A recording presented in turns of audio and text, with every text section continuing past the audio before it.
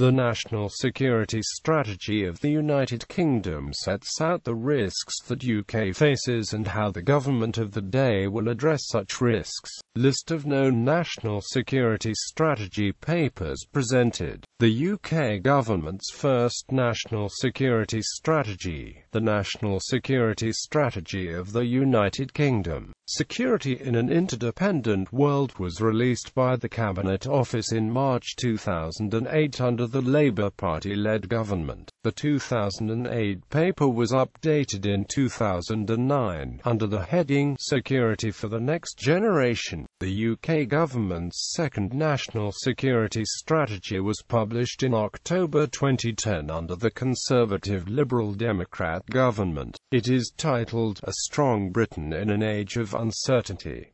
It outlines threats facing the United Kingdom and defences against these threats. It emphasises the risks posed by terrorism, cyber warfare, international military crises, and natural disasters. The National Security Strategy promised an annual report of progress on implementation of the National Security Strategy and Strategic Defence and Security Review. The annual progress report was eventually published in December 2011 as the Strategic Defence and Security Review. First annual report. It focuses on the government implementation of the SDSR, for example, progress in reducing defence capabilities and bringing troops back from Germany. There is some coverage of recent events, for example the conflict Libya, work in Afghanistan and the deaths of Osama bin Laden and Anwar al-Awlaki. It also looks at domestic issues such as the new contest and prevent strategies and security for the Olympics.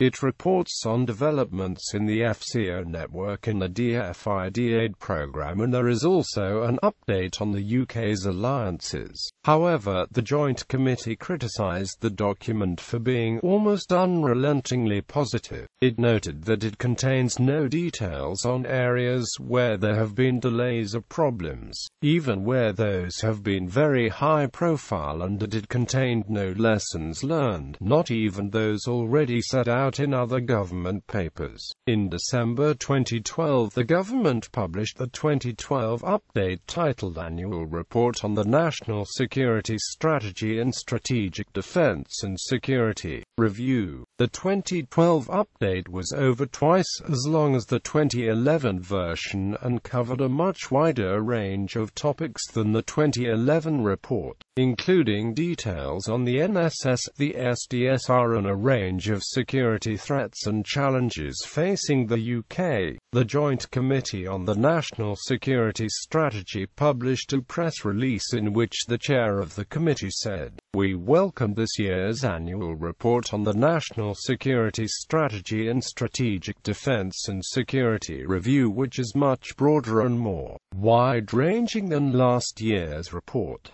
However, we regret the fact that it is not yet as complete, transparent, and strategic as it could be. We hope the government will take the opportunity in next year's report to focus more on the strategic aspects of events. For example, this year's report ignores the strategic impact of the Eurozone crisis. It also glosses over other problems the government has encountered this year, omitting altogether difficulties such as the numerous problems there have been with border security in the last year fools no one. The UK presented its third NSS in November 2015 under the Conservative-led government. It combined it with its Strategic Defence and Security Review to form a single policy white paper. It is titled A Secure and Prosperous United Kingdom. Response to the 2010 NSS Joint Committee on the National Security Strategy. The Joint Committee on the National Security Strategy was formed to respond to the 2010 NSS.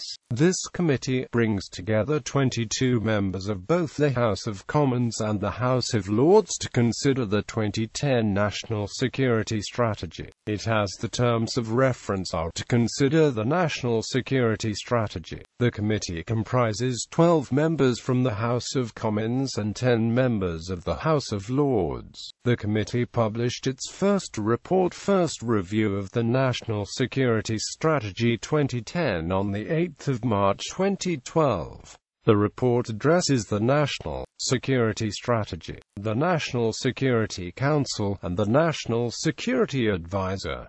It was agreed unanimously. The committee welcomed the National Security Strategy but said that it was work in progress and needed to be improved. In a press release sent out with the report, it said that there is no evidence that the NSS has influenced decisions made since the Strategic Defense and Security Review. If the current strategy is not guiding choices, then it needs to be revised. There should be an overarching strategy, a document designed to guide government decision-making and crisis management both at home and on the international stage. The government's assertion that there will be no reduction in the UK's influence on the world stage is wholly unrealistic in the medium to long term, and the UK needs to plan for a changing and more partnership-dependent role in the world.